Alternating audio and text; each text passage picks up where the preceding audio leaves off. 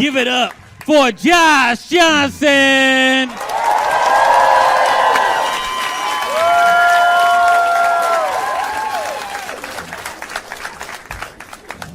This weekend, wow, it is for everybody. I imagine this weekend was weird. It was weird because for like half a day, we did think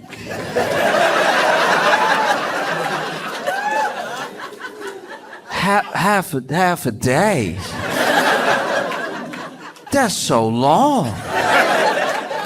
Half of a day. It's a very long time to think the president. And then, you know, we found out, oh, that wasn't the case. And they posted, you know, the news reports came out. They were like, the president's been found golfing in Virginia. It's like, don't say found like that. Found. Like a lost singer. Found. It's insane.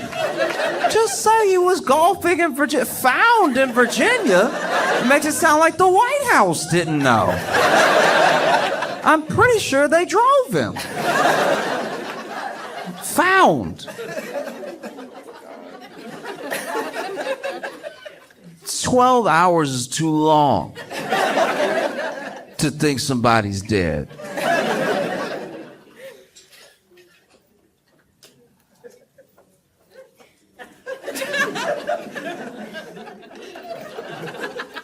My buddy lives with his grandpa. And every time he thinks his grandpa's dead, he finds out in about 5 minutes.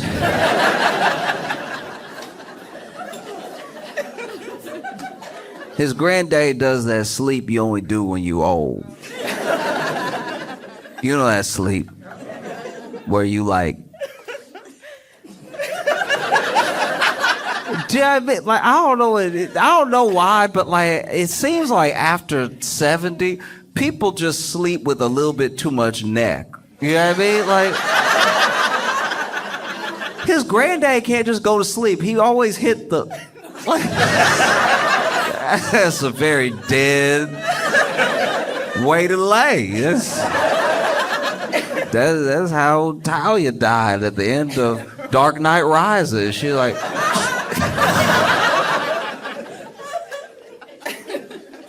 The neck crank is a surefire way for somebody to put a spoon in front of your nose to see if you're still kicking. He does it a lot, apparently, you know, because his granddaddy sleeps pretty deep. There's that whole thing about sleep being the cousin of death, and I think it's his granddaddy's half-brother, because... Not even a snore, not even a you know what I mean? He said he always thinks his grandpa gone when he take a nap because the way he falls asleep, which to be fair to my friend, this is I've never seen this in anyone else in my entire life. But he said his granddad will go take a nap. He'll announce it too, like, I lay down. And then he goes to lay down, whether it's on the couch or it's in his room, and lays his head back.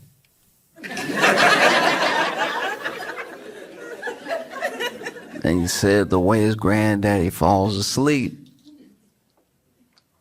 is he takes a deep breath.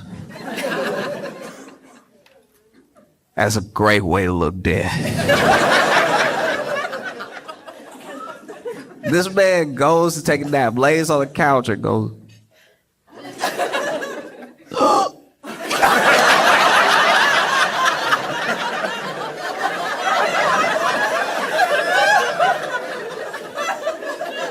Now, to be fair to his granddaddy, every time he wakes up, he does finish the breath.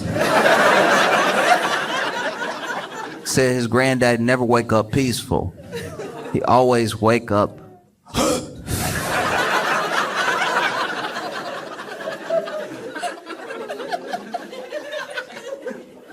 But even then, he's never wondered if his granddaddy was gone for 12 hours.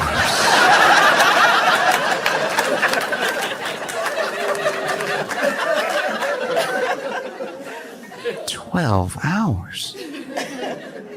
Jeez. And we thought that because Trump doesn't look good. You know what I mean?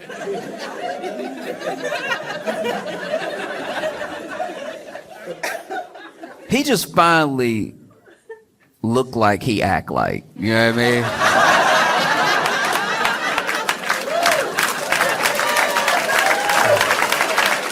Like if somebody listed everything a person did next to everything that they ingested, you'd be like, that's not a person who's well. And finally, he doesn't, he just doesn't look like he's doing great. I didn't even know the term. He had some venous thing. Turns out that venous thing was his ankles. His ankles, I don't know if you've seen them. World leaders have seen them.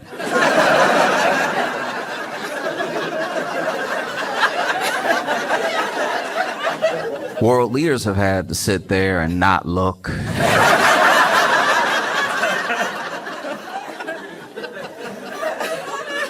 In case you're not familiar, look, Trump's ankles are...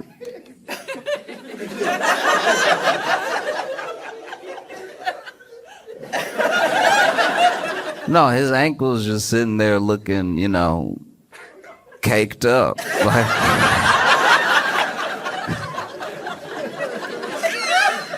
I mean, he got some thickums under those socks. Trump's ankles have quite a bit of booty.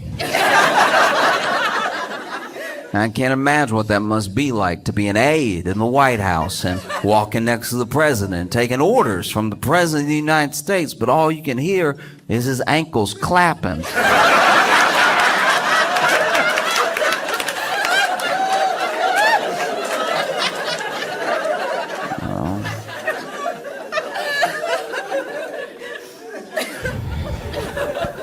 Yeah, it's tough. It's tough, it is. It's like his ankles and then his hand. That hand. His hand is black. Like it's Imagine being Donald Trump and turning black.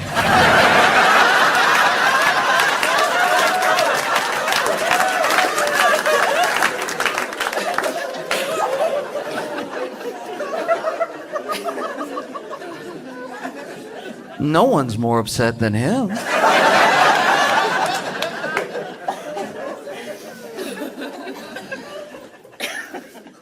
No, that's bad.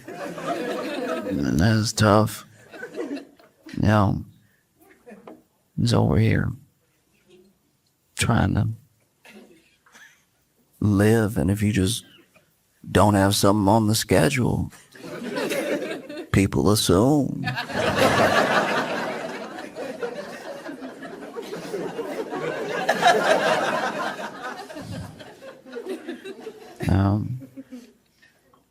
It's funny too because I go back and forth with friends. I have friends that are sort of across the political spectrum. I have these friends who, whether they tell me or not, I know that they voted for Trump. At least one of them, I'm pretty sure, voted for him 3 times. Every time he could, he did. And so we'll go back and forth all the time. We'll mostly be arguing all the time. And we argue about a bunch of things that aren't Trump. as well. Like sometimes we'll just argue about like whole social issues, whole different policies and everything. And maybe it's because I've known him longer than Trump has been president that I feel like having those arguments is, to me, worth it. You know, I don't ask anybody else to do everything that I'm doing, but I think that there is something to get to the bottom of, and it's what we are gonna do when he's gone. Do you know what I mean? Because I think that right now it's easy to put everything that's happening and how we feel about each other on one person, because it's sort of the catalyst for all this stuff. But the groundwork was being laid long before he ever became president. And so whenever he's gone, you know, we're all going to have to figure out a way to relate to each other. Because it's not as if all of the problems begin and end with him. You know, he's just one of them.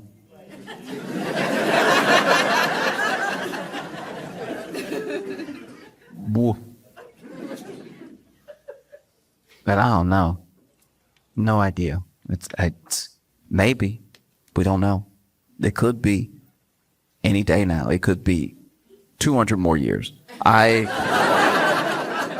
Truly, like my grandma was in the nursing home before she passed, and I would go visit her and everything. My grandfather as well, at different times, they were in nursing homes, and when I go to visit them, you'd see people who had to be 3,000 years old. And it's like, I don't know, you know, you try to live a life that's full of love, and like you try to make memories and moments with family, with strangers. You want to have a full life. You want to have a life that you look back on and you're proud of the impact you had on people, you know? And along the way, try to maybe, I don't know, eat right when you can, but enjoy yourselves, you know? Drink sometimes, not too often. Maybe party a little bit when you're younger and it wean off of it as you get older, but do your best to have a really impactful life, even if you never become whatever it is, like rich, famous, popular. You're someone who, by being in other people's lives, their lives are richer. And same way that trees in the forest have roots that overlap, your life impacts other people's lives. You create ripple effects and create positive change in the world. And hopefully by doing all the right things, you have a good, long life. Or you could be the devil and probably live way longer, like way longer. So many of those people in that nursing home were very mean. They were so mean. I was like, man, life must run off hate fuel. How are you this old and mad you're alive too? Be sitting there, nothing keeps you alive longer than sitting in a rocking chair and not rocking.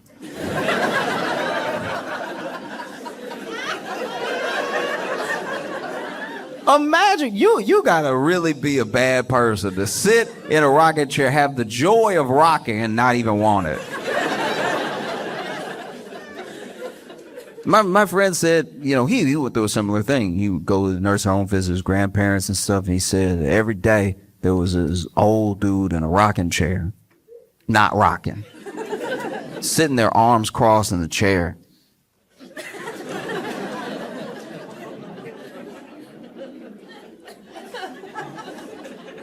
Everybody walked by. People would say hello to him. Finally, he was like, you know what? I say hello to this man when I pass him, and we never really have a conversation. He doesn't speak to me, and I don't take it personally because you never know what people are going through. You know, some people, you might think they're being rude, but maybe they have something going on. Maybe they have dementia a little bit, or maybe they're in their own head about something, trying to remember something and doing something. So he said, I'm going to make a point the next time I go there to have a conversation with him. You know what I mean? Because that's the one thing he said he never saw anybody do. And so next time he went to visit his grandpa, on the way out, he walked up to him and he was like, "Hi, how you doing?" The man said, "I'm alive." And it's like, "Well, I hope you're having a good day." He's like, "Why would it be a good day?" And, "Well, it's nice outside and everything, sun shining. You're in a rocking chair." And he was like, "I'm in a rocking chair. I don't like this rocking chair. I just sit in it so nobody else cares."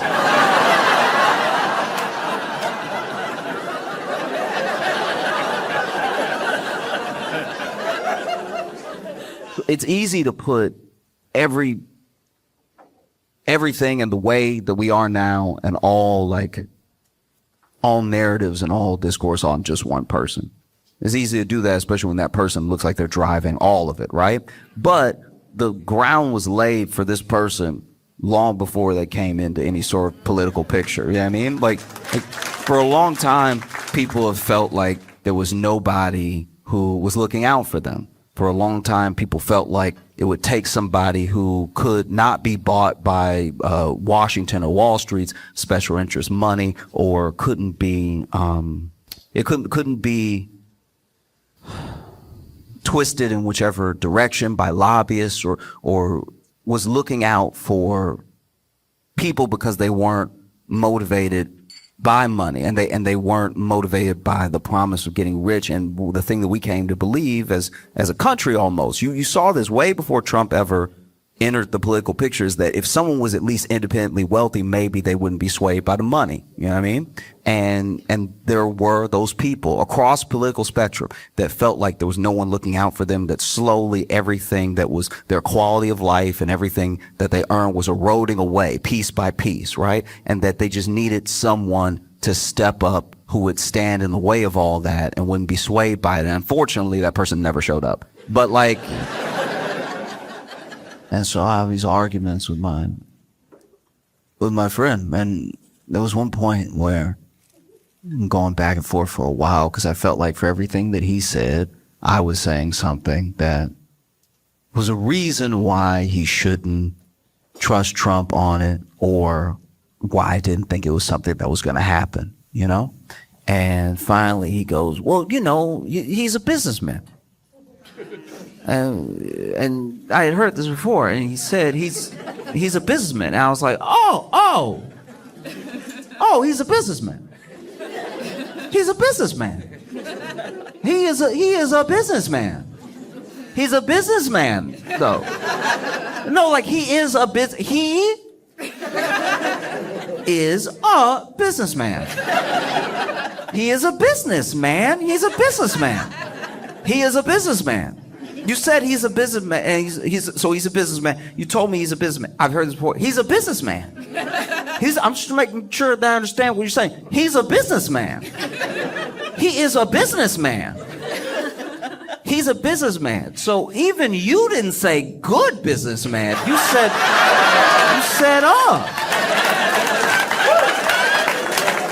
You said, as in he's one, as in, yes, he does business.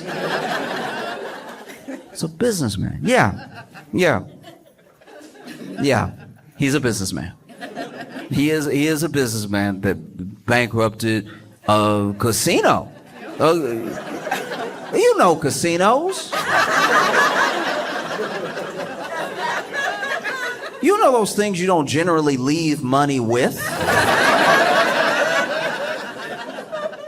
He bankrupted a casino. He's a businessman. He bankrupted a casino.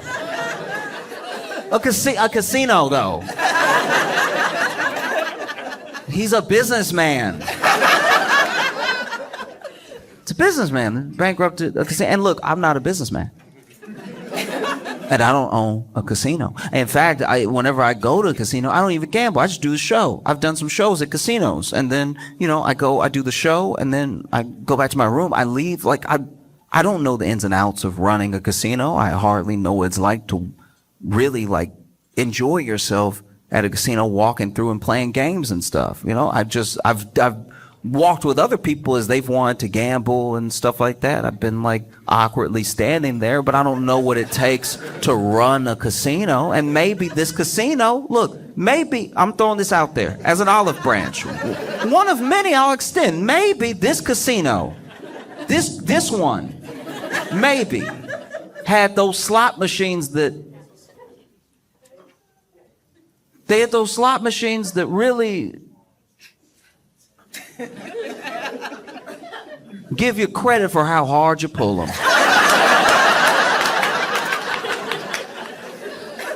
You know what I mean? You pull that slot machine as hard as you can, and the slot machine is like,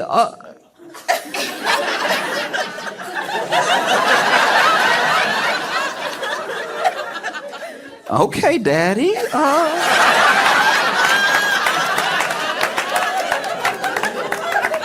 Nah, I gotta get you a little something for that.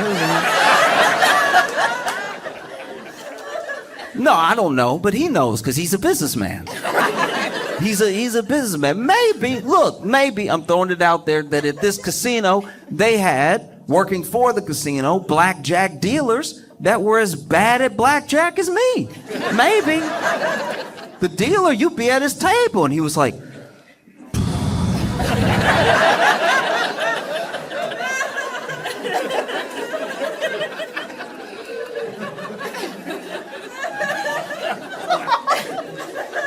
you said hit? You sure? Okay. And you win again. All right, wonderful. I don't know. He probably knows because he's a businessman. Maybe this was one of the only casinos in all of America, maybe in all of the world, the only casino with clocks.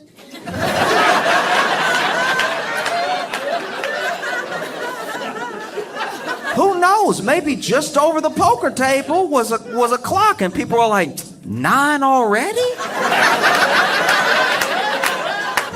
I should go home. I've been here for quite a while. I don't know, but I'm sure he knows because he's a businessman. He's a businessman. Bankrupted a casino. A businessman. And look, it's a casino. I can't think of a better... People come and drop off their money and leave. I can't think...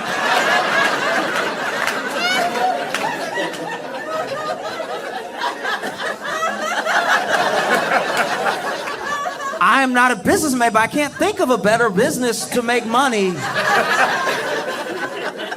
You can't even have casinos everywhere. But, you know, this is my thing. A part of me does understand how someone could think all we need to do is get a businessman in there to fix everything, because I think that America runs so much like a business, even in the parts that it shouldn't, that obviously we're going to think everything translates to business. You know? Like I didn't, this was where I was naive, I'll tell you right now. I thought that even if there was no national pride or community, or even if we couldn't find some sort of like camaraderie as Americans, we at least, at our very core, loved money enough. I thought we loved money more than anyone loved him. I thought as soon as somebody messed with the money, we would all come to our senses and be like, yo, not the money. That's the only thing holding this together. But then you see there are people whose lives have already been ruined because of his policies. You could lay all the blame at his feet, and they're like, I'll figure something else out. You'll figure some You'll figure something else out. That's crazy. That's a crazy thing to say. Especially when, like, what?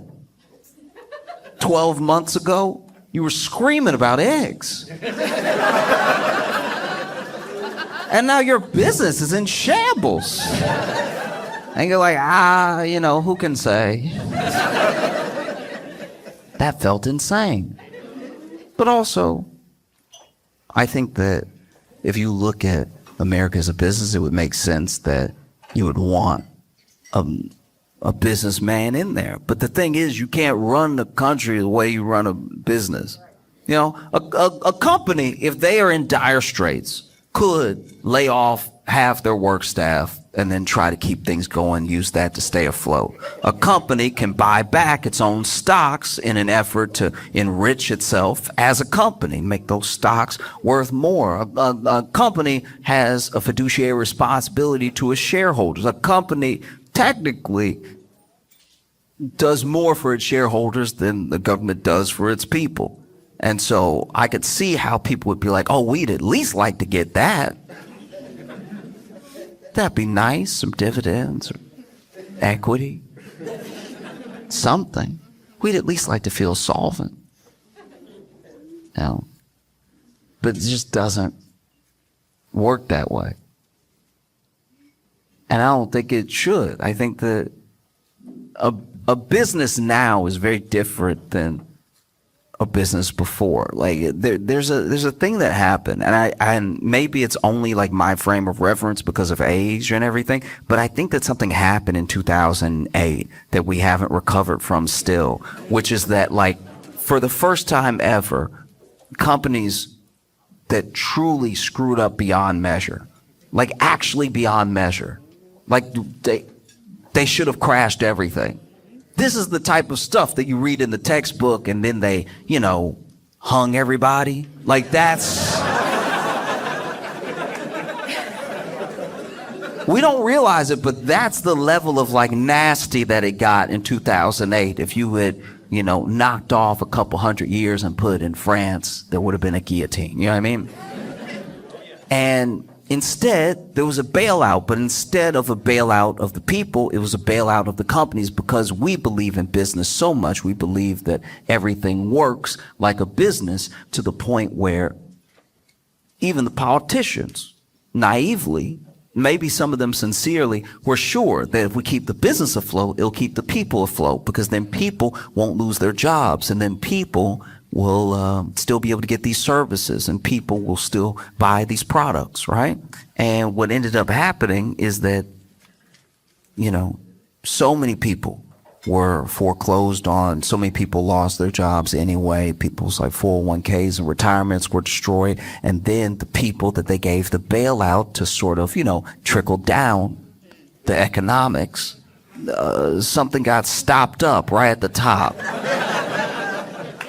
And so people who had wrecked the economy beyond measure got a bonus. They got a bonus for wrecking usually when you break something. And ever since then, it feels like business is about not being left holding the bag. That's what real business seems to be now, is that you do everything you can to extract as much value as possible, and then you dip before everything comes crashing down, whether you dip because you sell the company, or you dip because, you decide to shutter it after you've like fired everyone and ruined it as a service and everything. Basically private equity, right? So I believe he's a businessman. I do, because I'm sure, look, if we're talking business, to his credit, I'm sure that he was not worse off for bankrupting that casino. I'm sure it was the people that worked at the casino. I'm sure he stiffed some of the contractors who helped build the casino, but I'm sure that he found a way to leverage that debt, because he loves debt. He found a way to leverage that debt into his next venture, and then he started selling steaks or whatever. I don't know. Like, it was just, it's been a lot of products.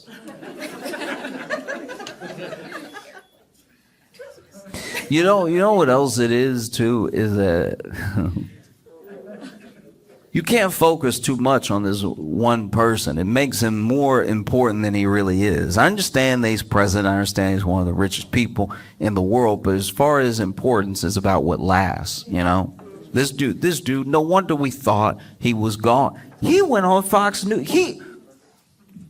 No wonder we thought he was gone. Trump went on Fox News. Everybody forget this. Trump went on Fox News and just started randomly. No one asked him. Randomly talking about how he was trying to get into heaven. And it's like, then you know.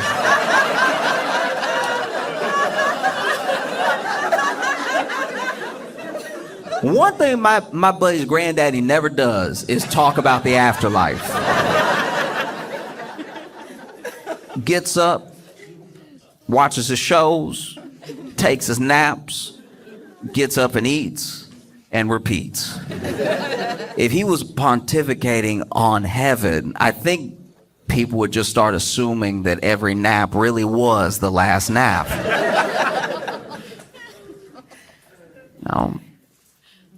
It's because, you know, a man's hand. Guys, he's turning black.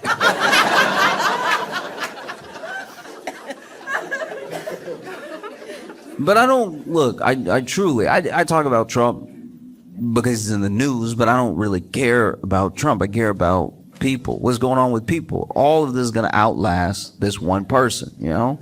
And even in California, you see in California, where there was one case, it seems contained and already treated and everything, but it is happening. One case of plague. You know plague. You know plague. Plague. Some would ask which plague. Apparently, the.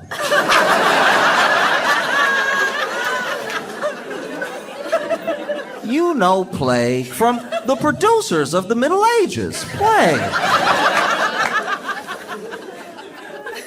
You know plague. Don't act like you don't know plague. You know plague. It's plague. The reason Europe's not bigger. Plague.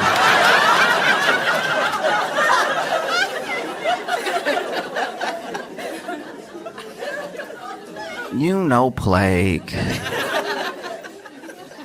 And no matter how much you may hate Trump, you gotta admit, this is some pretty bad luck. He 2 for 2 on presidential terms and plagues. That's crazy. That was wild. Yeah, first one a fluke. The second one, how did a plague skip Biden's era? Like that's.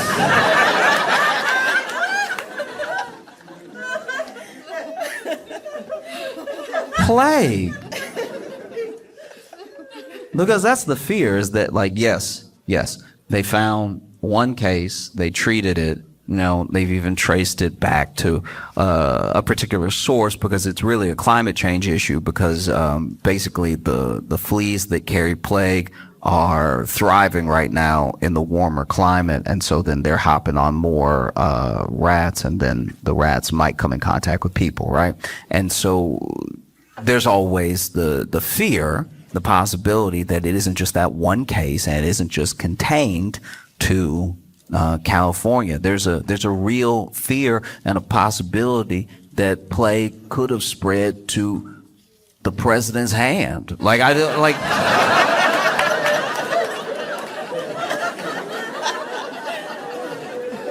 It's possible.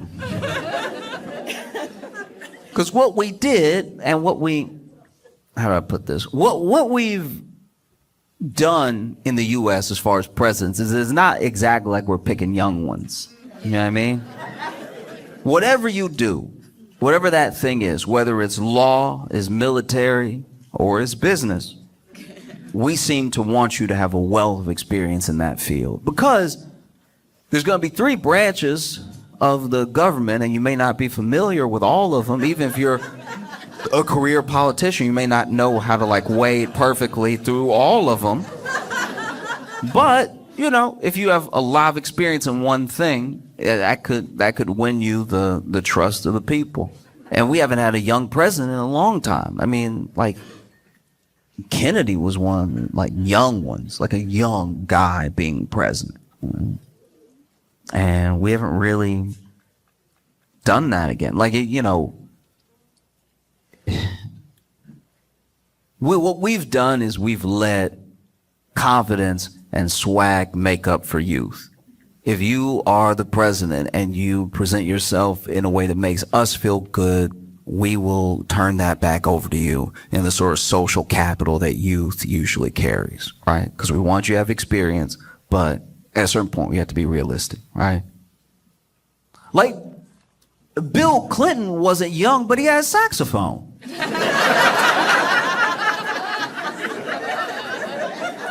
We had a saxophone, so we defended him. We were like, that shows lung capacity.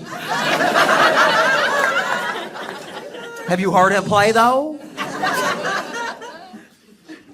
And then you had George W. Bush. Look, George Bush wasn't young, but he...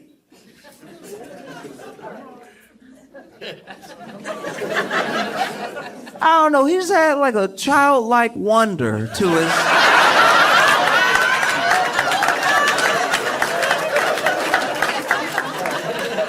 You could always tell when he was addressing the nation and he had also just learned a new word. Bush would be up there like, terror.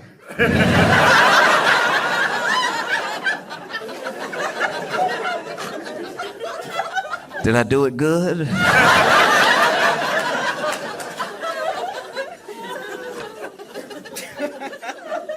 And then you had Barack Obama. And Barack Obama was younger than some of the people who have been president, you know, before and since, but he wasn't a baby. You know what I mean? Like he wasn't incredibly young, but he had that exact thing I'm talking about. He had an energy that was like a mobilization behind him, and he had like some measure of charisma that made up for any youth he might have been lacking, you know? I remember when Barack Obama sang that Al Green. That was incredibly uncomfortable.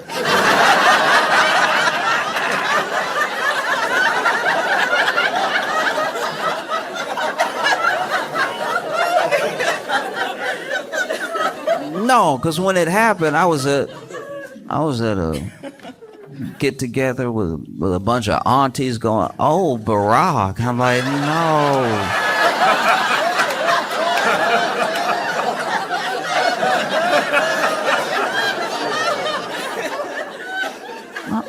No, I'm trying to have my dinner right now. What you doing?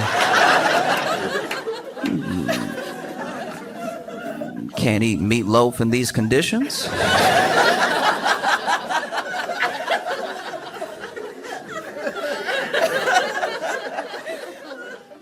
And then you went from Obama to Trump, and Trump had that energy. He had people behind him, and he came off youthful because he was like a schoolyard bully. Anytime somebody said something, any interview that went awry, he was ready, nickname, anything. He was just coming at you all the time. It's like he fed off of it. It was his favorite thing to fight with the media and get people riled up. That feels like youthful energy. That feels like it's going to be here forever, you know? And then we went from Trump to Biden, who, to be fair, told us he was going to be old.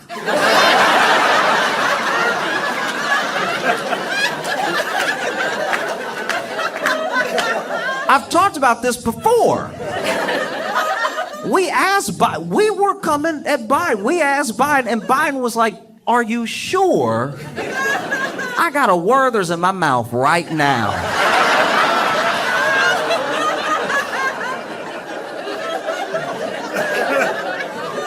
I'll do it if you want me to do it, but my car does smell like potpourri, so.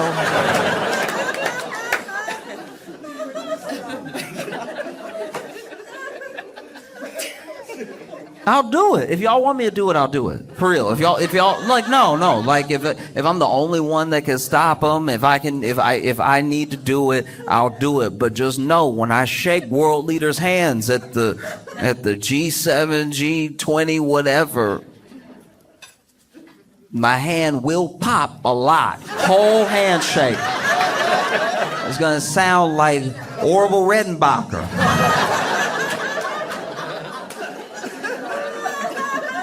But if y'all insist. And then we got Trump again after Biden, and this feels very different. You go back and watch a rally of Trump from 2016, 2017, and then you watch a press conference now. Very different. It's very, very different. I mean, it seems like he's dying. Like it's because look, I'm not. It's not lost on me that to be an American, to live in the U.S., you have to become, or at least have an understanding of what you need to do to be a semi-good capitalist, right? And there are people that ask the question, how can you fight for a more equitable world while you're living in a system that is corrupt? And I look at it the way I look at when I travel and I meet people who live in the country, but they don't speak the language, right? Like, your native language is compassion and charity. You weren't made specifically to speak the language of margin calls and derivatives, dividends, and everything. That's a language you can learn to get by because you live here, but it's not a language you were born with. When your parents are raising you, or when you have fond memories of being a kid, they all come from things much, much deeper than money. And then as you get older, you clearly need money to get by. That's no crime. Like, you have to function as a society. So you learn how to move with money as best as possible, but you can get distracted. It can take you to a place that makes it hard to remember your humanity. You know what I mean? Like, some people look at anyone who has succeeded in business as someone who must have earned it, but that's not how all business works. You know what I mean? Like, if I own a house and I set it on fire and I run out of the house, am I a genius, or did I just have an insurance policy?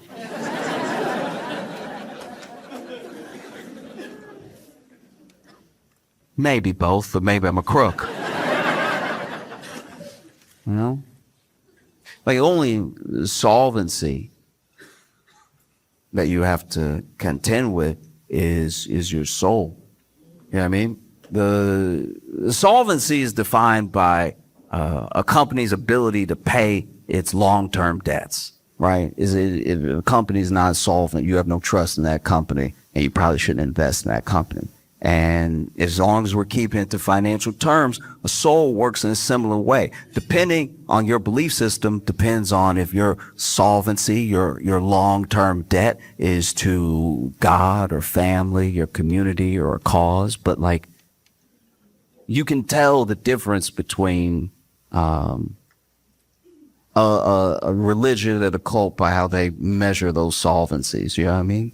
I'm not saying that every major religion doesn't have its blemishes. It has people, so it's going to have plenty of mistakes in its history. But, a religion that only speaks to what is deeper about you and what is in you and what happens outside of all of this is probably worth looking into, worth reading about. And anything that brings it all the way down to the material good is probably a cult. You know what I mean? Just because the cult usually wants your money. They start off pretty good. A cult usually starts off with, like, a great party or something, and then, like, I don't know, in about 3 weeks, they're like, hey, how much do you make? Dividends work the same way. Dividends get paid out. Companies will pay dividends to their investors, and those dividends go to shareholders. They go to investors, and if you have ever been the beneficiary of someone's kindness or goodwill, then you have dividends to pay throughout your life, you know? And I don't know if that can be understood if you only understand business. You know? Country isn't a business. It just isn't. You know what I mean? Like,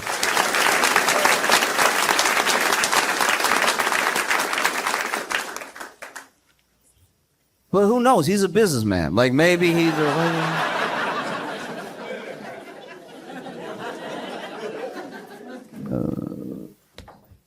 Trump is a businessman the way JFK Jr. was a pilot. You know what I mean?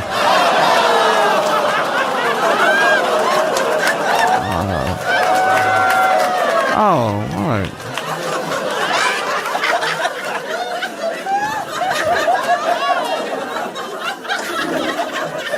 No, you should groan. You're on the plane.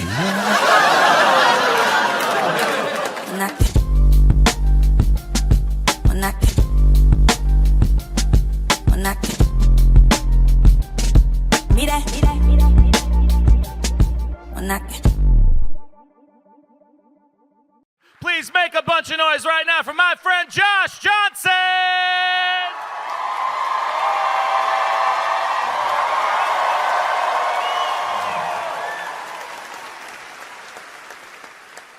I watch a lot of true crime documentaries and series and stuff, and I like to watch the ones that, as best as possible, don't involve murder, because genuinely I'll be like, oh, this is wild, but this is also very sad. So I like the ones where it's like a robbery. You know what I mean? I like when it's like a huge drug bust, something you can really sink your teeth into without being like, oh, there is a family to be sad for. You know what I mean? And what I love is the process of when the person is sure they're not going to talk. You know what I mean? They'll bring somebody in, and when the person gets brought in, some people really hang tough. Some people, you know, door slams behind them. I've never been to jail, but I hear the doors are heavy. Door slams behind them. They actually get more tough. They sit in an interrogation like, what? I'm not gonna tell you nothing. You want something out of me? You got the wrong one. Okay? And then there's other people, that door slams, and as soon as it slams, they're like, listen, I wasn't there, all right? It was Robert. It was Terry, Robert and Terry. It was their plan anyway. If anything, I'm an innocent bystander. I was just in the car. Y'all know when y'all arrested us, I was in the back seat. That's for a reason. I wasn't even the getaway driver. I thought we were going to McDonald's. Like, just, there are some people who snitch so fast. Even the police can't write it down fast enough. Police are like, well, we got it on tape too, but yeah, this is too fast for the shorthand. Imagine you snitch so fast, you make a cop go, hold on.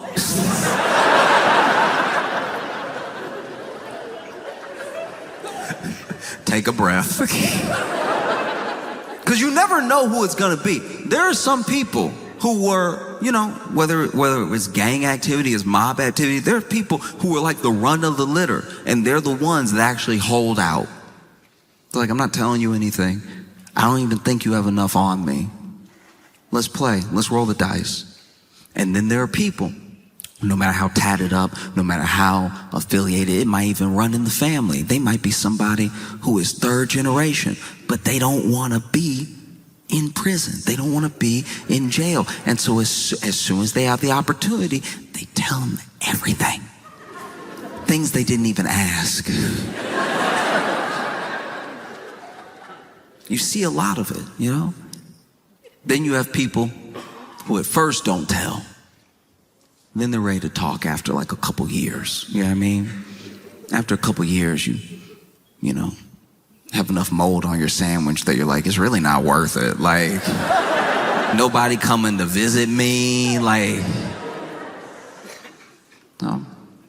That's what makes me wonder what must be going through Ghislaine Maxwell's mind. You know what I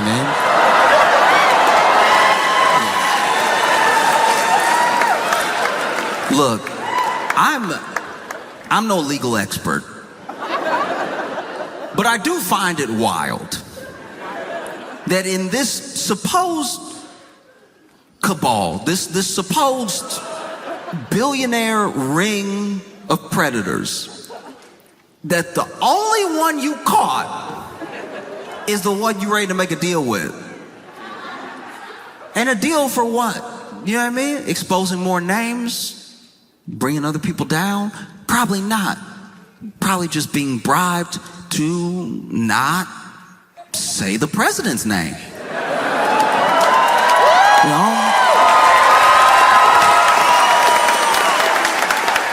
And look, I could be wrong. I don't think I am. Because you've already seen Trump float the idea of pardoning Ghislaine Maxwell. We even know from old tapes they thought about pardoning her way back when she got sentenced. You know? And yeah, no, I agree. I'm not a fan of it. She's not here. I'm not a fan. The boo.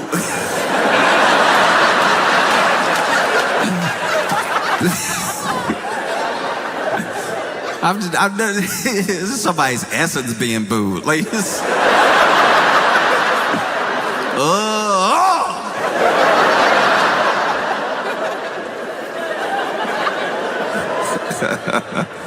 no, it is genuinely insane what's happening because, you know, Trump floated the pardon. He even was asked by the press if he would pardon Ghislaine Maxwell, and he goes, look, I could, but let's not talk about it right now. What an insane thing to say. You got asked a yes or no question, and you somehow answered worse than yes or no.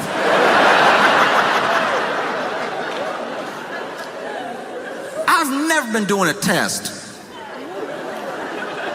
and got a true false and put maybe.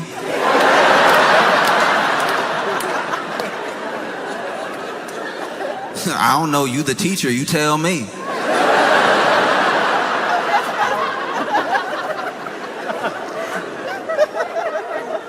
That's insane.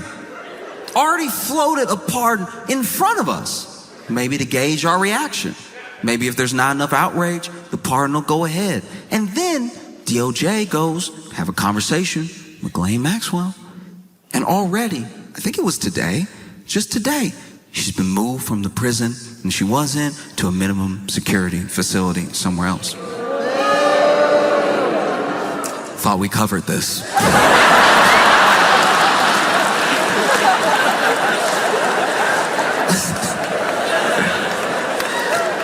I too hope she can feel your boos. I hope boos work like laxatives, you know. Ghislaine Maxwell just sitting in jail right now. You know, boos don't travel that fast, and so it comes in waves out of nowhere. She's having a conversation. Oh yeah, Trump and Epstein were there. Ooh. That's my hope. No idea if that's the case. But, you know, you see this sort of thing happening. It feels insane. It feels insane to watch in real time. This is the only person, the one person that got caught, the one person that's being held accountable. And everybody's so obsessed with like the idea of a list or more people or whoever they want to be on the list being on the list, that they forget that there were real people that deserve justice. And the idea that the only person that we've so far got might go free is it's unacceptable, you know? Because you see You see Trump floating, pardoning Ghislaine Maxwell, and I can't imagine what it must be like to be a Trump aide. Like your nose must bleed every day. It's like, yeah, I'm thinking of pardoning Ghislaine Maxwell, and the aide is like, what? I asked you what you want for breakfast.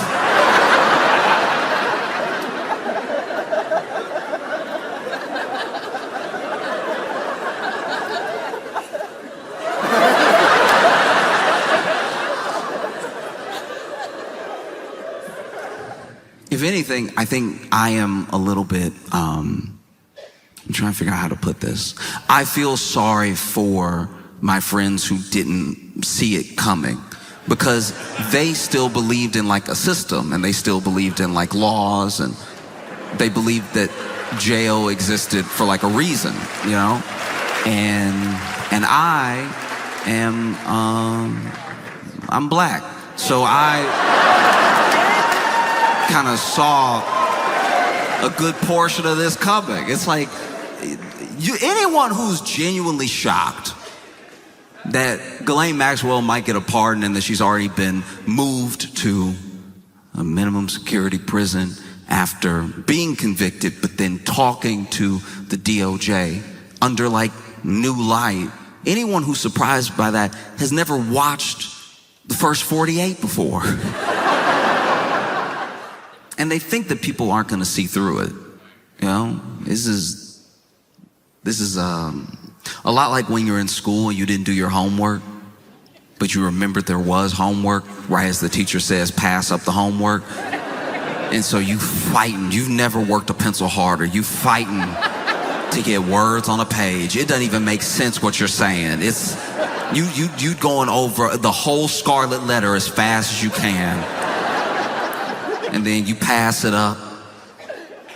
Teacher collects all the papers, and you think, maybe I got away with it. All we had to do was 300 words summarized in the last chapter of Scarlet Letter.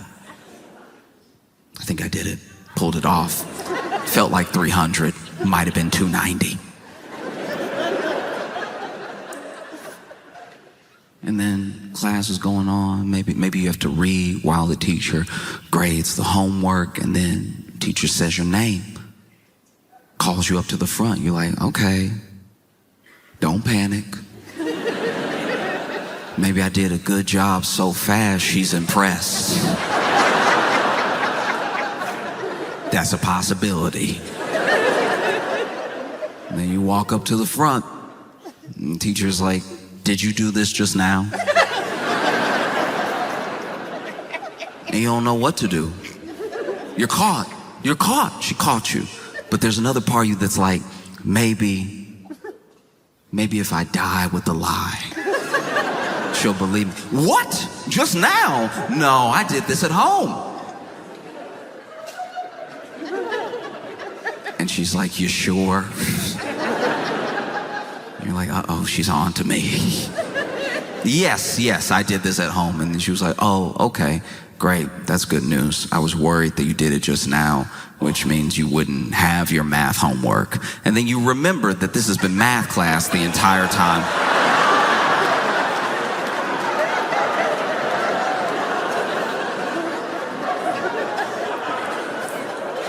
That at least feels like what Trump is going through.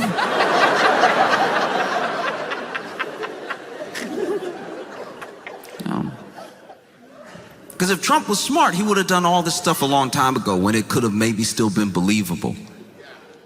But now, everybody sees through it. Oh, it's crazy. It's so crazy. And then, on top of that, this is already insane enough. Already, there are so many ties to Donald Trump, Ghislaine Maxwell, Jeffrey Epstein, that even a pardon just feels like it would be happening in our faces, right? There's no misunderstanding about the conflict of interest. There's no misunderstanding about what her role is if she does testify in front of Congress or whoever. And there's no misunderstanding about what the quid pro quo is between the two of them. You know what I mean? And even in that moment, on top of all that, Donald Trump floats pardoning Diddy. And it's like, that one doesn't even have anything to do with you. I don't think. Don't you have enough to deal with? That's crazy.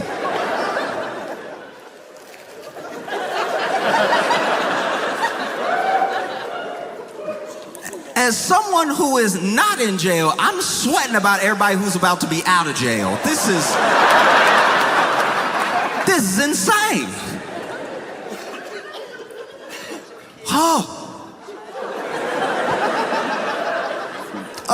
So then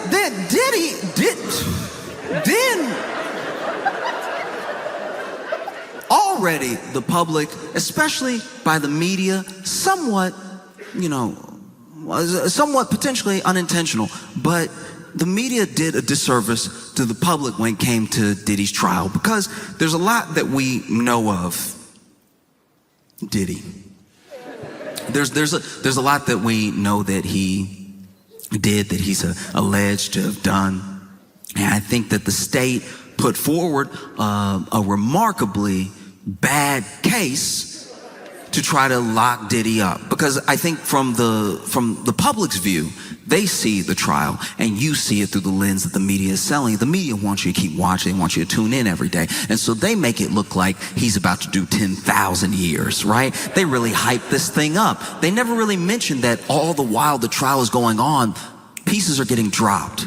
Left and right, charges are getting dropped. There's things that the state is focusing on. There's things that the state is dropping. There's things that we understand that Diddy is at least allegedly done from all the documentaries that came out. You would think that Diddy was 16 OJs, the way that he had documentaries coming out about him every month. Everything Diddy ever did to anybody, they got their own documentary on Tubi, on HBO, on Hulu.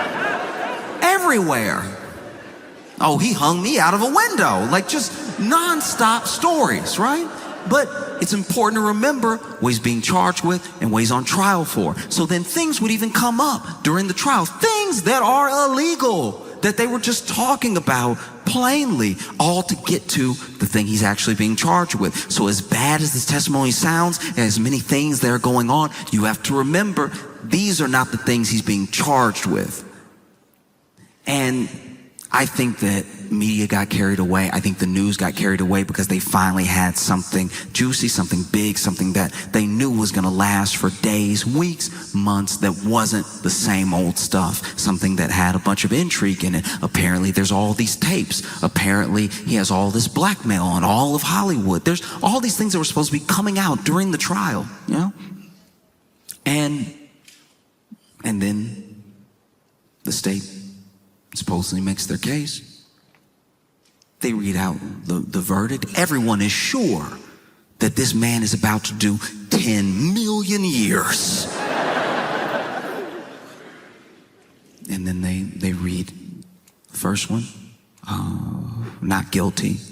And they start reading them, and there's 5 charges, and 3 of them not guilty. The 3 that carried the most weight, the 3 that had like a minimum 15, 20 years, you know?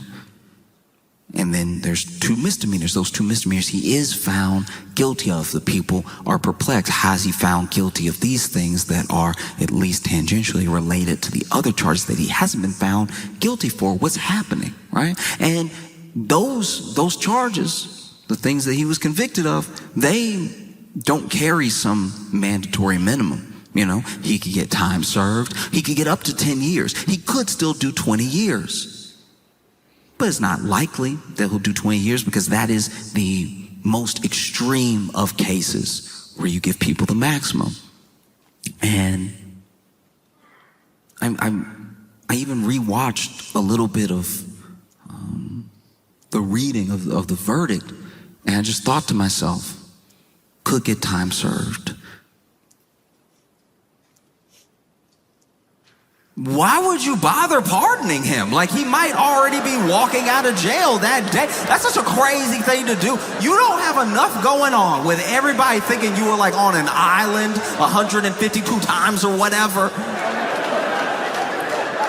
To be a Trump aide, you must need heart medication, because they already try to convince him, look, that looks bad if you just pardon Ghislaine out of nowhere after all this time and everything, after everything she knows and the pictures that y'all are in together, all the pictures that you're in together, all the pictures that you're in together, all the pictures that you're in together, all the pictures that you're in together, the other pictures that you're in together, the pictures that you're in together, all of the pictures that you're in together. Plus, she did have 19 phone numbers for you. That's not a good look either.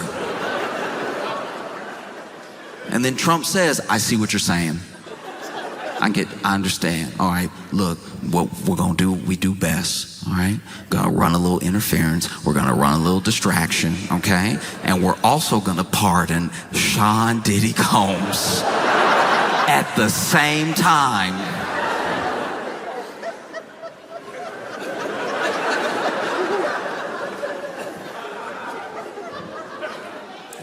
Karen, press secretary, must be fighting demons. I can't imagine. Look, everyone, whether it's Kellyanne Conway, it's Sean Spicer, anyone who has had to represent the Trump administration, go out to the press and answer questions. Look, I understand they chose that job. I understand that they chose to be there. But to a degree, you do have to wonder what the conversation is like before they go out. When they get handed a binder, and at the last second, one of the aides says, and he gonna pardon Diddy. So,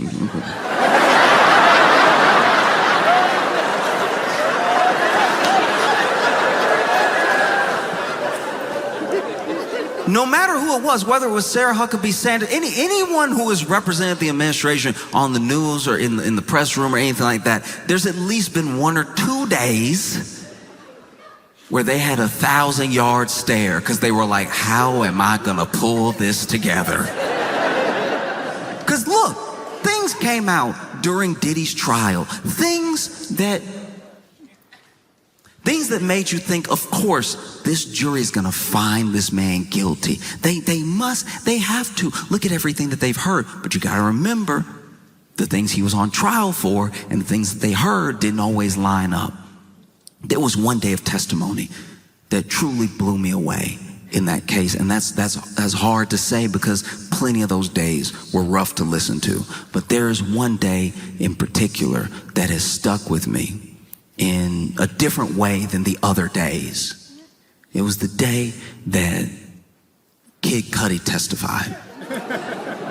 Now, famously, still somehow allegedly,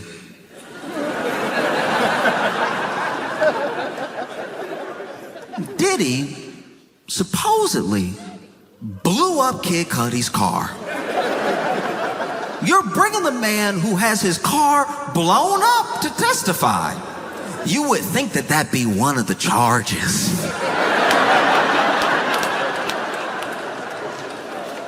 I've never blown up a car in my life. But if I was brought to court to sit and hear testimony of my crimes, I would imagine the car blowing up would be one of them listed. Anyway, they bring in Kid Cudi. Kid Cudi's testifying about the timeline when he dated Cassie, things that happened between him and Diddy. And then he describes a day that is truly harrowing. Kid Cudi is testifying that while he was gone, he was actually, I believe, spending some time with Cassie, that Diddy hears about the relationship, is very upset about it, and Diddy went to and broke into Kid Cudi's house, right? So already, Diddy in your home, that's terrifying.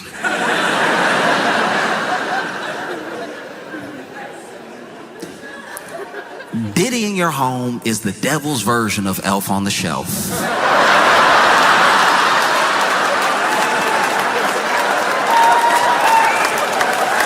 You don't know what he gonna do. You don't know where he gonna be.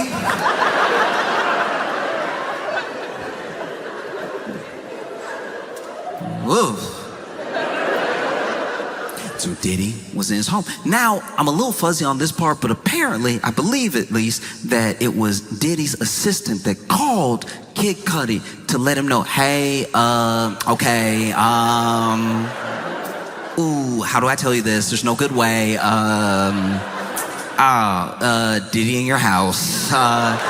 He is all up in your house. I mean, I drove him. He made me. He's like, where you live? And I was like, and we went over to your house. And so he's in your house. I'm not now. I'm outside. You know, he told me to wait here. I don't know what he gonna do. And so, you know, Kid Cudi rushes home. And not only is he rushing home, he actually, this is at least as I understand it, must have Diddy's number because they had a conversation. And he was like, yo, you in my house? You in my house? Bass in voice, ready to beat somebody down. You in my house? And apparently, Diddy very calmly said, yeah.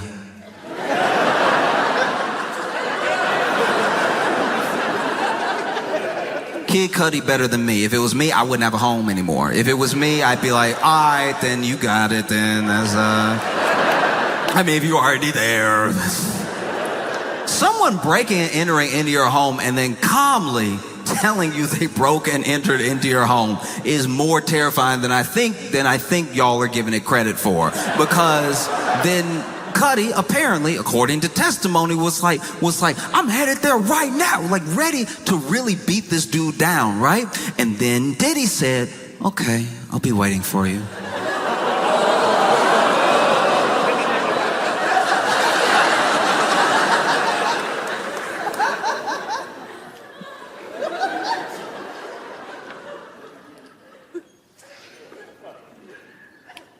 I wasn't in court. I had to read all this, and I haven't read a novel by Stephen King scarier than what I read between the two of them. Kid Cudi gets home, Diddy's gone.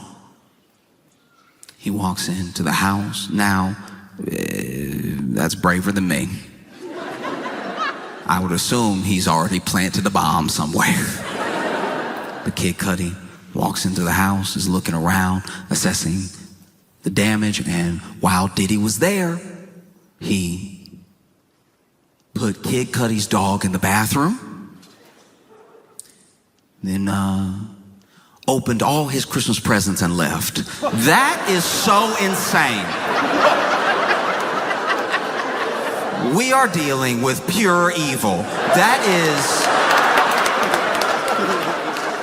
so insane.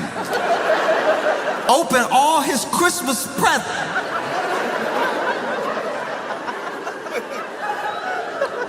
How is he all at once one of the most menacing figures that hip hop has ever seen and a third grade bully? How is it possible that both of these characters hold the same space in the same body? Because that is so particularly evil.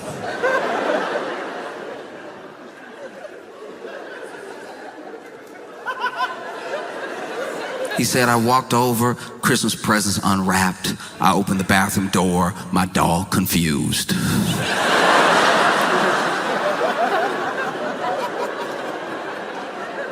And why wouldn't the dog be confused? Let's, for a moment, if you will, put yourself in the dog's paws, all right? You're a dog. You're a dog. You're a dog. And you're at home, chilling, as you should be. And then the door opens. Oh, Papa?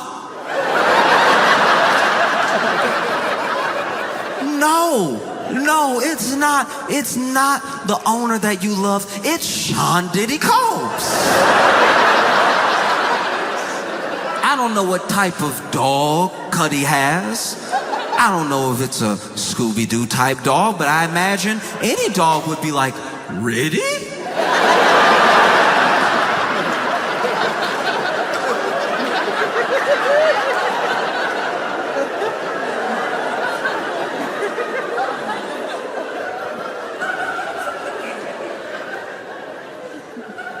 And then Diddy walks over to you confidently, like he knows you. And then he puts you in the bathroom and you're like, okay, I guess that's the best possible outcome. Oh, wow, okay, oof. I thought something way worse was gonna happen. I'm not gonna lie to you.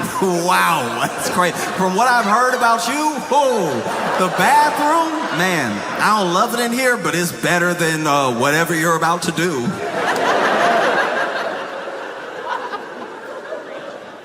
And then Sean, Diddy, Combs, opens all the Christmas presents and goes, well, my work is done here, and exits. This is how evil what he did is. He already messed up the call to the police. Because now you're going to call the police and have to explain to the police that the only thing that Diddy stole from you was wonder.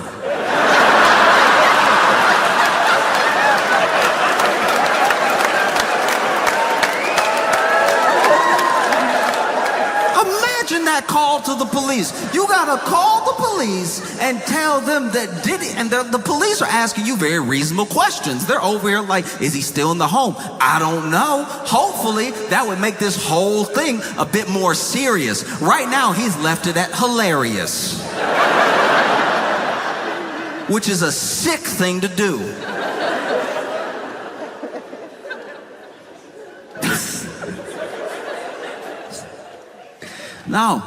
No, it's truly insane.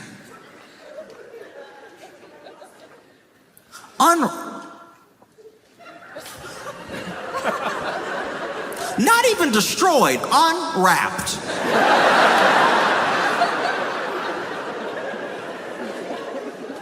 I can't leave this alone until y'all recognize how dirty this is.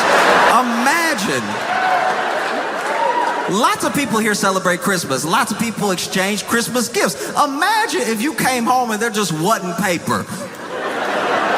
And now everybody in the family either like happy or disappointed, like, oh, you got me the Theragun that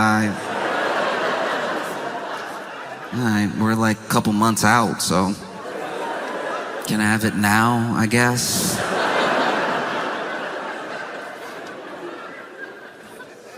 Truly an evil man. And Trump is floating, pardoning Diddy. Even before, this is what's odd, even before this Epstein stuff popped up, Trump had floated the idea of pardoning Diddy mid-trial. And I was like, I didn't know they went together like that. That's weird. Imagine being a white man in your 80s and your favorite rapper is Diddy.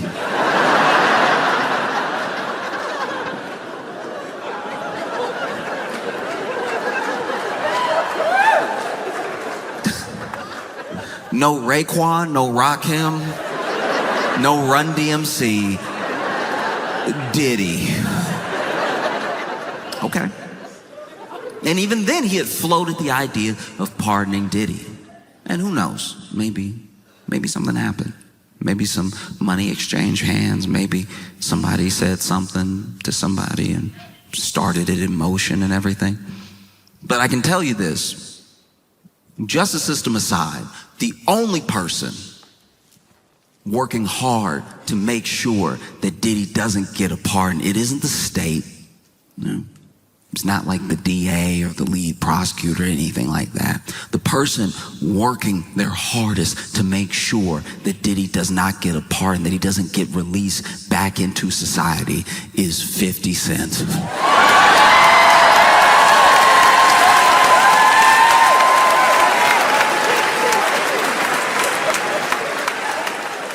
50 Cent was so excited when Diddy was arrested. There's a video. You could watch the video. It's about 8 seconds long, but it's very, very funny. And it is 50 Cent laughing in the car when I guess he heard the news that Diddy had been arrested. And this man is chuckling. The joy. The joy on this man's face. And then he's chuckling to himself and he goes,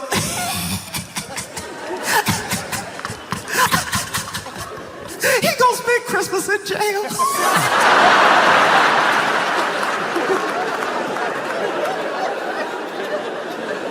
I've never hated anybody that much. That's so good. Oh, he gonna spend Christmas in jail. He was laughing hard. He was laughing the way that sitcoms used to make people laugh. Like, Christmas in jail. And so when 50 Cent heard that Donald Trump was floating pardon for Diddy, he went to work. He did what he does best. He trolled. 50 Cent just started posting everything bad that Diddy ever said about Donald Trump and tagging Donald Trump.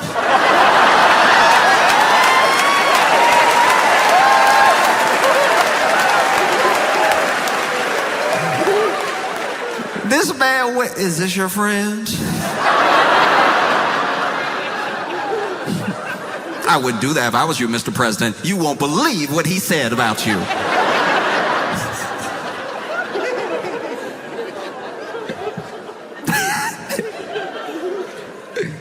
Oh, no. No, Donald Trump, this is not one of your African Americans, okay?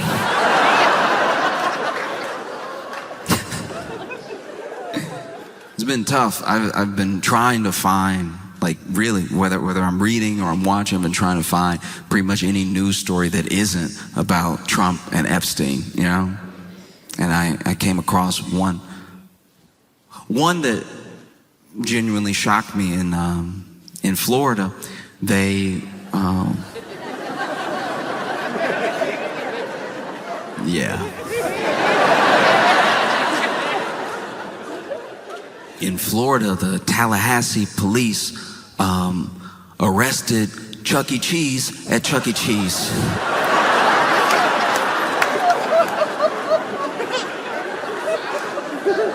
Apparently, Chucky had done some wire fraud. And so the Tallahassee police showed up to the Chuck E. Cheese. And they were ready to take him in, all right? Cuffs already out. And they arrested Chucky mid-birthday party.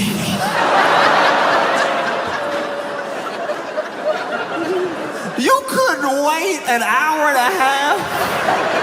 You know where he is. It's not like he's gonna get far in the costume. They arrested Chucky. Those poor kids.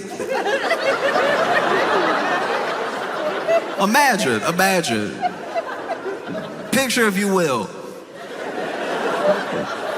being 6 years old and you're having a birthday party at Chuck E. Cheese because the economy is not doing great. But you're having a good time, you're enjoying it, you're like, cheese pizza, so they say. Delicious yum, right? You're just trying to put on a good face. You jump into the ball pit that is not nearly deep enough. The ball pit that is full of children under the balls because every kid thought it was the funniest thing in the world to pop up out of the balls, but that meant that the ball pit was actually a hard surface because it's made of bodies. You jump into the ball pit doing like a big old face plant thinking you're gonna slide down into the balls, and you just bang heads with another child. You get out of the ball pit concussed. Chucky offers you a flat Diet Coke.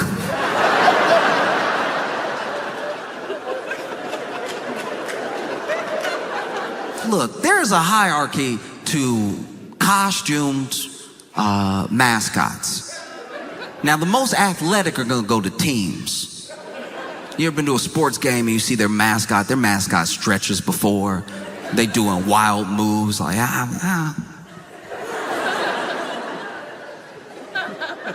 You go to Disney, there's a lot of walking, but it's a lot of poise. It's a lot of like the stances, you know. You get somebody that's doing goofy, and they're really doing goofy. They got the, you know what I mean?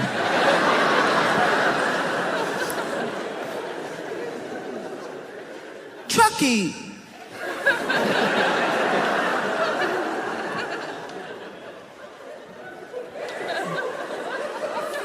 Chucky, as far as like costumed mascots go, Chucky doing a lot of the same.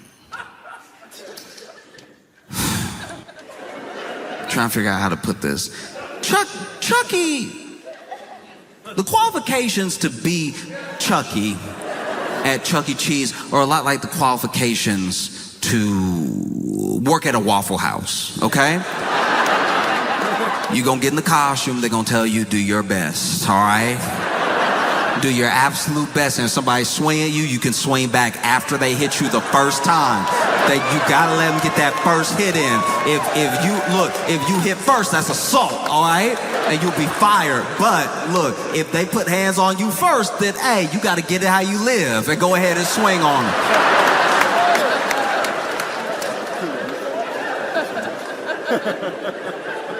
So imagine you're surprised when at your 6th-year birthday party, you're celebrating 6 years on this planet, and it hasn't been a great 6.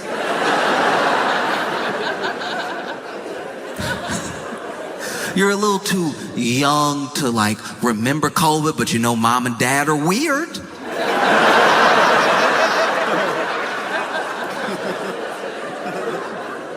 You clapping with your friends.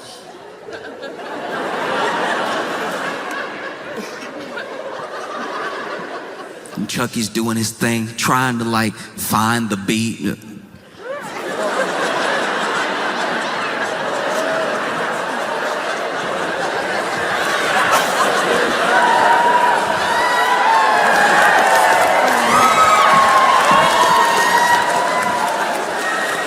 And you're like, I think he doing something. I can't tell. And then the Tallahassee police walk in. And they cuff Chucky right there in front of you for wire fraud.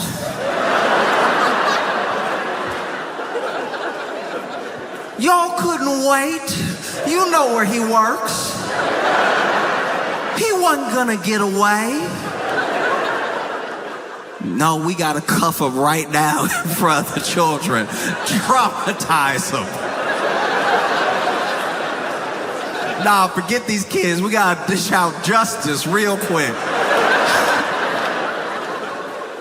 Now the kids distraught. They over. You know that? Okay, all right.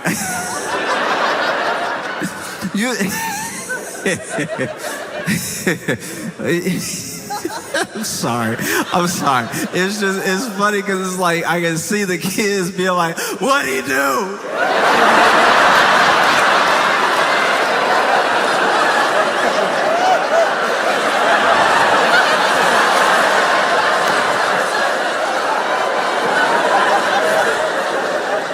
What'd he do? You know that rumble in the throat where you really cry? There's a certain way you can cry when you're 6 that you never cry again. Like, this is like honestly, a 6-year-old will drop an ice cream and they'll be like,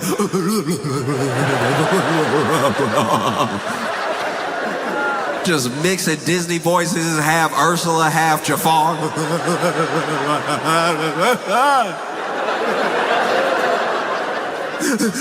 What'd he do?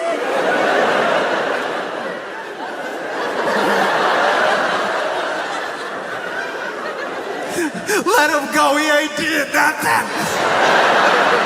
Kids out here vouching for he was here the whole time.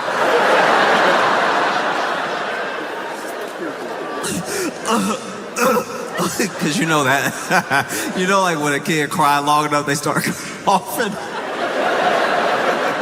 When a kid get real upset and they full of mediocre pizza.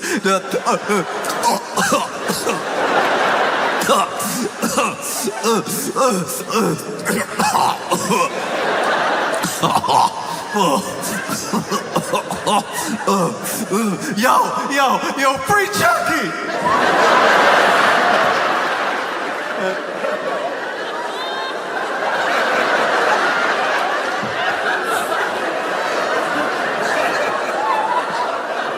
Yo, free Chucky! No. Now you getting arrested at Chuck E. Cheese, they perp walking you slow just to embarrass you. Y'all really couldn't wait till he got out the costume too, because you know he can't walk fast with those feet. He still got the costume feet on and everything. So now they over here.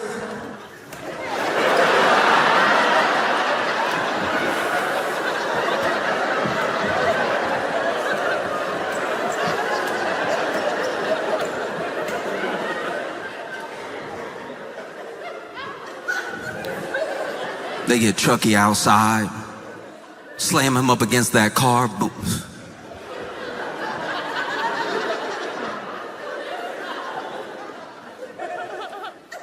Patting Chucky down. Why you need to pat Chucky down? That would be wild though. Chucky had like a full-on Glock on him, like this. That would be crazy. If Chucky he doesn't care where he is. He could be at Chuck E. Cheese. He could be at the streets. He keep that thing on him.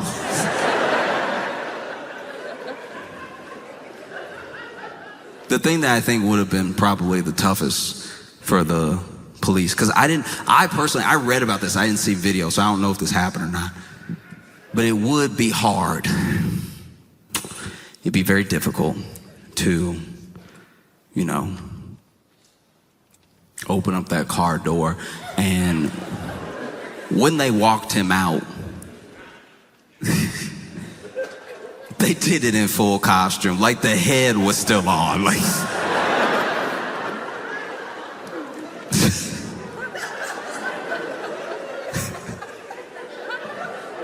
that's crazy.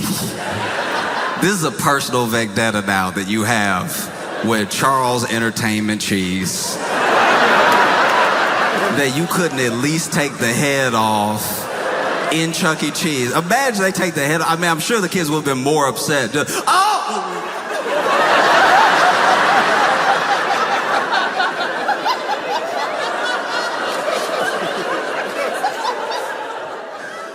Black.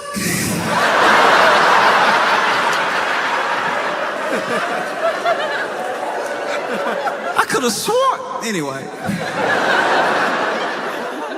Look, there's not full video that I saw. This is all what I've read, but it's gonna be hard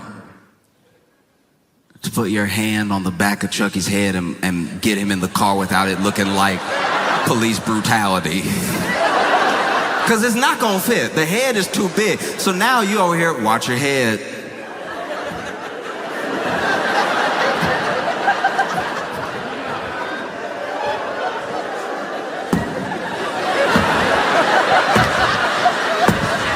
Kids at the glass of the door. You know how Chuck E. Cheese built. They at the glass like, no!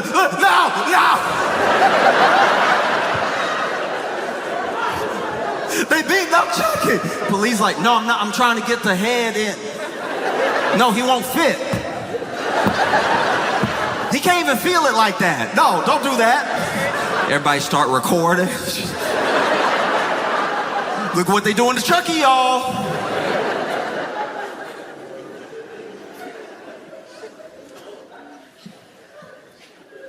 And they take you down to the police station.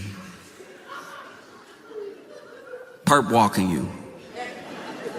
Downtown. Imagine if you got arrested that day. for possession of illicit substances. You know, it could be anything. It could be acid, it could be shrooms, it could be anything. And you got arrested for possession. You're not a dealer.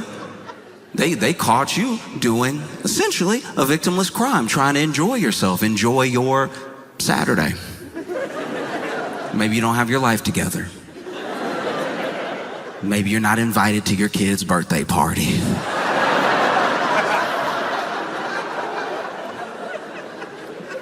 And you get arrested, you're sitting downtown, waiting to be processed, and then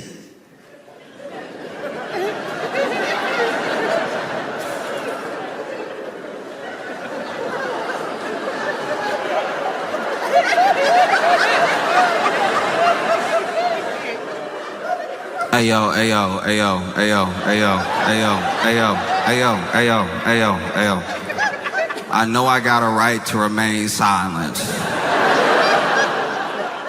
I know this may hurt me in court. But did a giant mouse just walk through here fully arrested? Oh, thank goodness. I thought I was still very high from drugs.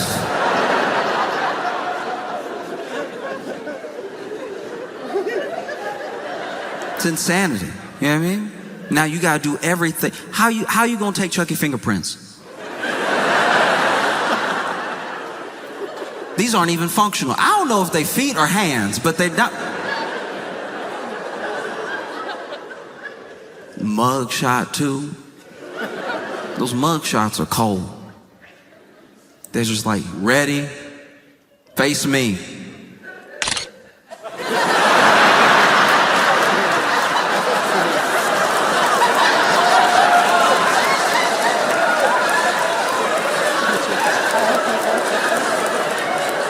Turn.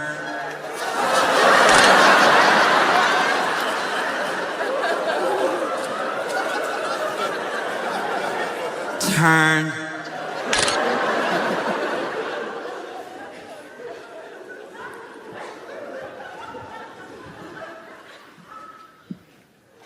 No.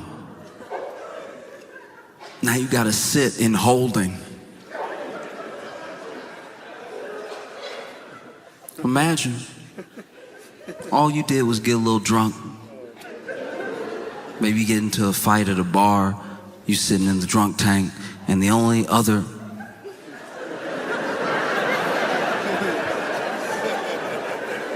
is Chucky a person?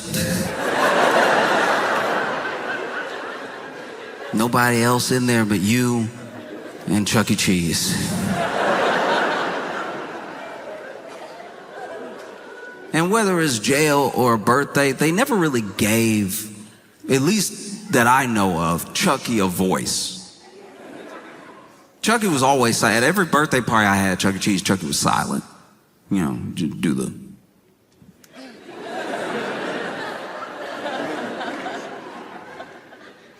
Imagine you're sitting there with Chuck E. Cheese in jail. You're wondering how your life took this turn. You look over at Chucky, and Chucky mad. Chucky like, you know, I thought I had that wire fraud on lock. I'm wondering who snitched. I'm wondering what went wrong, yeah? You look over at Chucky, and Chucky's like, what you looking at, dog?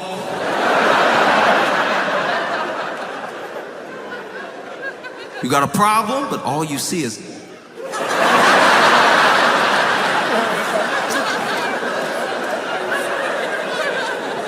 Yo, you want step?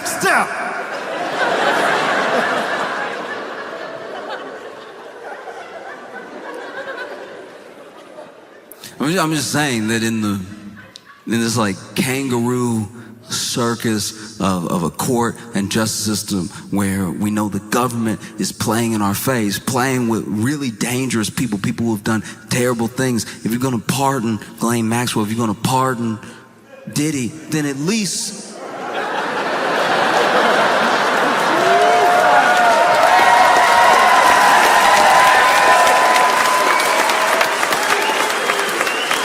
Yo, free Chucky, all right? Denver, y'all been phenomenal. Thank you so much. I appreciate y'all.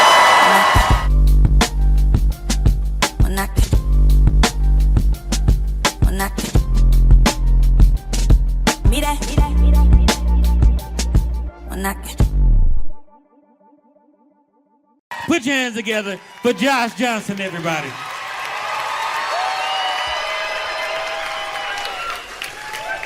Like, I've been traveling a lot, and in traveling, it's hard when you're an adult to look at things that you experienced when you were a kid and not recontextualize them when you get more information. When you're a little kid, the world is face value. Everything that's happening is happening because I guess it's supposed to, or because that's what people do, or everything's very simple when you're a little kid, and then you get older and you see different things, and you look back, you know, and you're like, wow, that's what was going on when I thought things were just normal, you know? And I've been experiencing that a lot with around America with the dollar stores. There are three types of dollar stores. There is Family Dollar, Dollar Tree, and Dollar General. Now, an honorable mention does go out to the 99-cent store. The 99-cent store I want to discuss first, because the 99-cent store is completely unhinged. First of all, they don't have inventory at the 99-cent store. They have what they have, and you either found it or you didn't. You know that you found it or you didn't because what they showcase outside the 99-cent store doesn't make any sense at all. It's just up to the discretion of that, like, franchise owner. The 99-cent store, the store will be here, right? And then they'll just put 2 shower curtains and then 16 potted plants out front.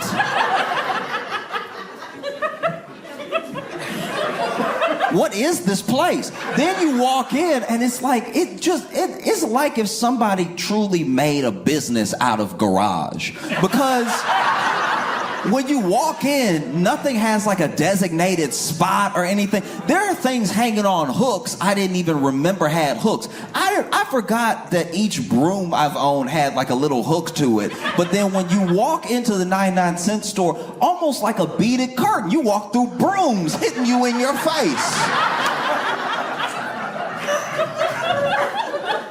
The 99-cent store that I went to was so big. It was way too big. It was a warehouse of trash. It was like a hoarder died and then they tried to sell everything. Because the 99-cent store I went to had a stick man. It had a man who would get to the tallest stuff at the top. And this was the worst stick man in stick man history. Like, admittedly, some of y'all don't know what I'm talking about, and this is a black thing. Like, this is mainly where we shop. There is a stick man. But, like, the stick man was not good at all, because you're used to a stick man getting up there and unhooking something with precision, bringing it down. You know, he might even drop the stick a little bit, catching his hand, hand it to you, right? This stick man was over here. I can't tell if he was nearsighted or farsighted, but he could not see what he was sticking. This man was over here battling. You'd be like, can I get the one up there? He's like, yeah, I got you right now. I got you right now, young blood.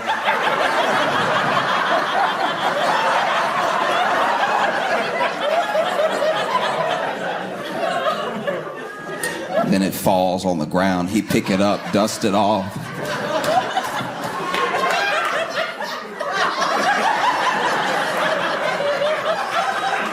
No, our stick man was trash, and he had. Okay, look.